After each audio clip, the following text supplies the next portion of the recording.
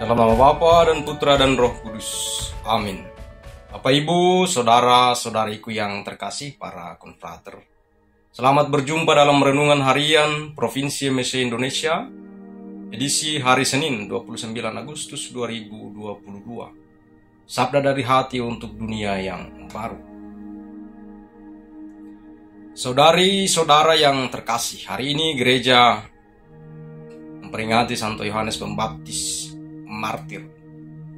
Dan bacaan-bacaan kitab suci yang kita dengarkan dan kita renungkan hari ini, bacaan pertama diambil dari kitab Yeremia bab 1 ayat 17 sampai 19, dan bacaan Injil diambil dari Injil Markus bab 6 ayat 17 sampai dengan 29. Bapak, Ibu, saudari-saudaraku yang terkasih, para konfrater.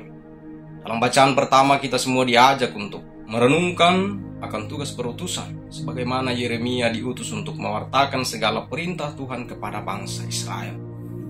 Dan kita juga diajak untuk percaya bahwa dalam tugas perutusan yang kita terima, Tuhan akan selalu menyertai dan melindungi dengan daya kekuatannya. Maka sebagaimana difirmankan kepada Yeremia, tidak perlu gentar walau akan ditentang dan diperangi. Perkataan ini mau menyadarkan dan membantu kita semua untuk selalu percaya akan penyelenggaraan Tuhan yang tidak pernah berkesudahan dalam kehidupan kita, dalam setiap tugas, karya, dan perutusan kita, dimanapun dan apapun, selagi kita berjalan dalam terang iman kepadanya. Di dalam bacaan Injil yang kita dengarkan hari ini juga, kita ditegaskan lagi dengan sosok pribadi Santo Yohanes Pembaptis martir, yang wafat oleh karena akibat dari perbuatan dan tindakan Herodes. Herodes yang oleh karena kegilaan terhadap apa yang dialami, menjadikannya tidak dapat berpikir dan tidak dapat memutuskan apa yang seharusnya ia perbuat.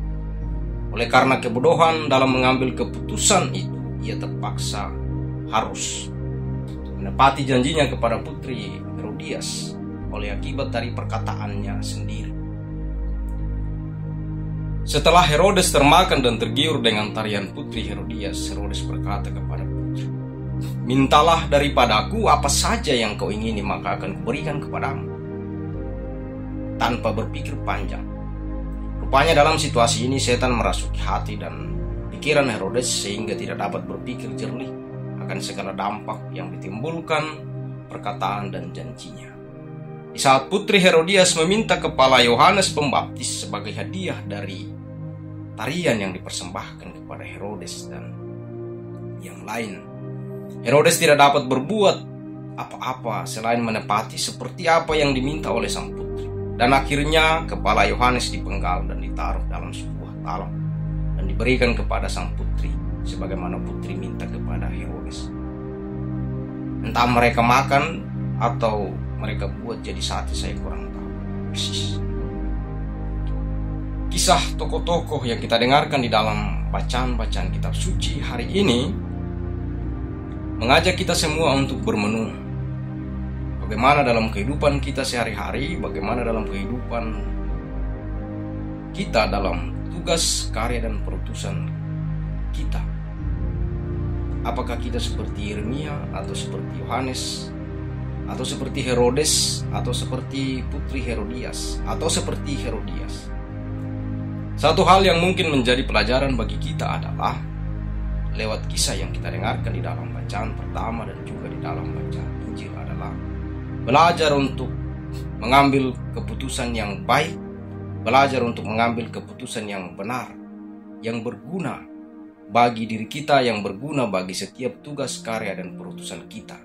Tentunya tidak merugikan siapapun, tidak merugikan apapun. Dan yang lain adalah yang kita bisa pelajari dari Injil yang kita dengarkan hari ini adalah belajarlah untuk tidak mengorbankan siapapun demi kesenangan dan kepentingan kita sendiri, baik kepentingan kelompok, golongan, ataupun kepentingan yang lain. Hiduplah untuk berkeadilan dalam segala hal.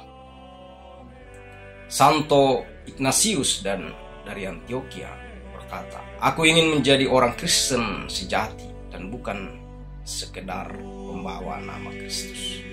Semoga kita semua selalu mampu untuk menjadi orang Kristen yang sejati dalam setiap tugas, karya, dan perutusan kita dimanapun kita berada. Semoga demikian. Amin.